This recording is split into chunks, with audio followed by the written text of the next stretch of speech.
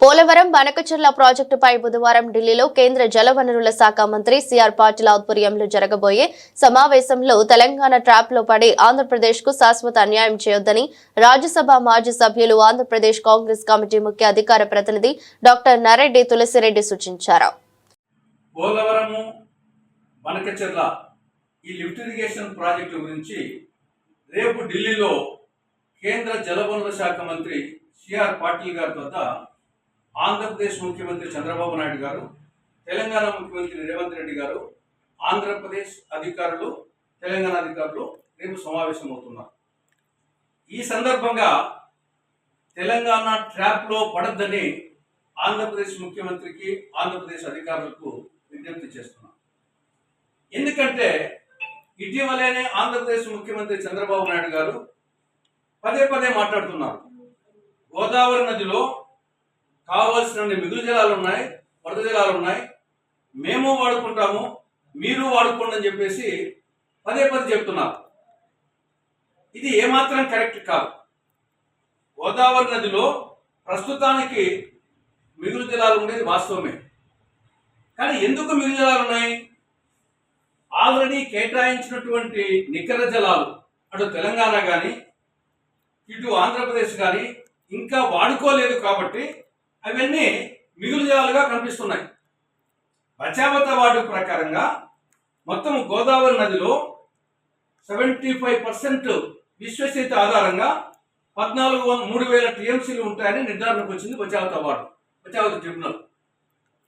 ఈ 3,000 టీఎంసీల్లో ఆల్రెడీ రాష్ట్రాల వారీగా కేటాయించడం కూడా జరిగింది.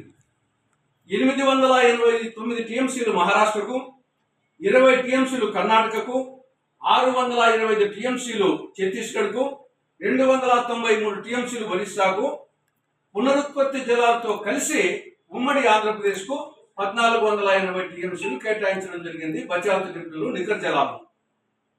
కాబట్టి ఇంకా నికర జలాల్లో ఆల్రెడీ కేటాయింపులు అయిపోయినాయి.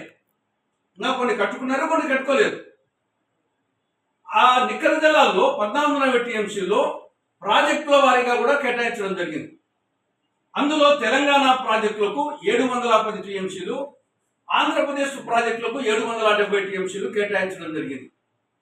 తెలంగాణకు కేటాయించిన 710 టీఎంసీల్లో ఈ సింగూరు ప్రాజెక్టు ఉంది, నిజాం సాగర్ ప్రాజెక్టు ఉంది, ఎల్లంపల్లి, సుందెల్ల, అన్నారం, కాళేశ్వరం, తుపాకులగూడెం, తర్వాత మిడ్మానేర్, ఈ ప్రాజెక్టులన్నీ ఉన్నాయి. కాబట్టి ఈ ప్రాజెక్టులన్నిటి కలిసి 710 టీఎంసీలు నికర జలాలు బచావత ట్రిబ్యునల్ కేటాయించింది. అవి ఇంకా పూర్తి కాలేదు కాబట్టి కొన్ని ఆ జలాలు కిందికి వస్తున్నాయి.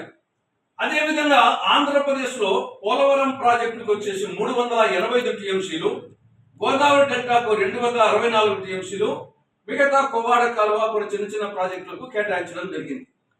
ఈ పోలవరం ప్రాజెక్టు పూర్తి కాలేదు కాబట్టి ఇవి కూడా కిందికి పోతున్నాయి.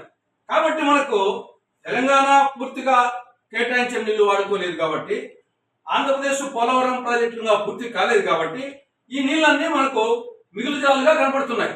కానీ ఒక్కసారి పోలవరం ప్రాజెక్టు పూర్తి అయిపోయి తెలంగాణ ప్రాజెక్టు పూర్తి అయిపోతే గోదావరిలో ఇప్పుడు కనిపిస్తున్నటువంటి మిగులు జలాలు కనిపించవు. ఎక్కువ వర్షాలు వచ్చినప్పుడు కనపడతాయి. కాబట్టి అది తెలుసుకోకుండా చంద్రబాబు నాయుడు గారు పదే పదే గోదావరిలో సంవత్సరానికి 3,000 టీఎంసీలు నీళ్లు పోతున్నాయి, మేము 200 టీఎంసీలు కట్టుకుంటే ఏమవుతుంది, మీరు కట్టుకోండి అని చెప్పి తెలంగాణ చెప్తున్నాడు.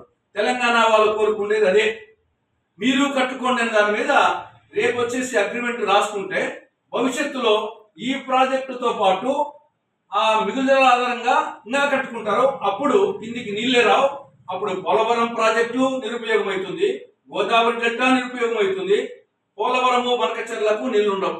మొదటికి మోసం వస్తుంది. అంటే కొండనాలకు మందు వేస్తే ఉన్ననాలకు ఊడిపోయింది అన్నట్టు మొత్తం వచ్చేసి ఆంధ్రప్రదేశ్లో మొత్తం పోలవరం ప్రాజెక్టు, ధవళేశ్వరము ఇవన్నీ నిరుపయోగం అయిపోతాయి. ఆంధ్రప్రదేశ్ తీవ్రంగా నష్టపోతుంది. అందుకోసమే తెలంగాణ ట్రాప్లో పడద్దు. మిగులు జలాల ఆధారంగా ప్రాజెక్టులు కట్టుకునే స్వేచ్ఛ కింది రాష్ట్రానికే ఉంటుంది, పై రాష్ట్రానికి ఉండదు. పై రాష్ట్రం నికర జలాల ఆధారంగా కట్టుకోవాల్సిందే. రేపు ఇదే సూత్రం తెలంగాణకు వర్తిస్తే రేపు మహారాష్ట్ర, కర్ణాటక, ఛత్తీస్గఢ్, ఒరిస్సా మేము కట్టుకుంటామంటారు. మిగులు జలాల ఆధారంగా మేము ప్రాజెక్టులు కట్టుకుంటామంటారు. అప్పుడు వచ్చేసి మొదట కిందికి నీళ్ళే రావు. కాబట్టి చాలా ప్రమాదం జరుగుతుంది. చంద్రబాబు నాయుడు గారు ఆ కాన్సెప్ట్ లో పడద్దు. తెలంగాణకు వచ్చేసి నికర జలాల వరకే వాళ్ళు కట్టుకోవాలి తప్ప మిగులు జలాల ఆధారంగా వాళ్ళు కట్టుకుంటే మొత్తం ఈ ప్రాజెక్టులు నిరుపయోగం అవుతాయి. రెండవది, ఈ పోలవరము మనకచెర్ల ఇది ఒక ఆచరణ సాధ్యం కాని ప్రాజెక్ట్. ఇది 81,900 కోట్లంట. ఒక అన్నమయ్య ప్రాజెక్టు తెగిపోతే 10 కోట్లు ఖర్చు పెట్టడానికి దిక్కులేక అట్టే ఉంది. 3 దశాబ్దాలుగా తెలుగంగా, గాలేరు నగరి, హంద్రీనివా, వెలుగొండ ఇటువంటి ప్రాజెక్టులకు నిధులు లేక ఎక్కడ వేసిన గొంగలు ఎక్కడైనా సిద్ధంగా ఉండిపోయినాయి. అటువంటి పరిస్థితుల్లో అప్పు తెచ్చి ప్రపంచ బ్యాంకు మిగతా విదేశాల నుండి 81,900 కోట్లు అప్పు తెచ్చి దీన్ని కట్టి సస్యశ్యామలం చేస్తారంట. సస్యశ్యామలం కాదు, ఇది కేవలం కమిషన్ల కోసమే పోలవరము బనకచెర్ల. ఇది మరో కాళేశ్వరం అవుతుంది, ఇది ఆంధ్రప్రదేశ్ కు గుదిబండ అవుతుంది. కాబట్టి ఇది పూర్తి కాదు, వీటికి నీళ్ళు ఉండవు. కాబట్టి తెలంగాణ ట్రాప్ లో పడద్దు, పోలవరం బనకచెర్ల ప్రతిపాదనను విరమించుకోవాలని చెప్పేసి ముఖ్యమంత్రి చంద్రబాబు నాయుడు గారికి, ఆంధ్రప్రదేశ్ ప్రభుత్వానికి విజ్ఞప్తి చేస్తున్నాం.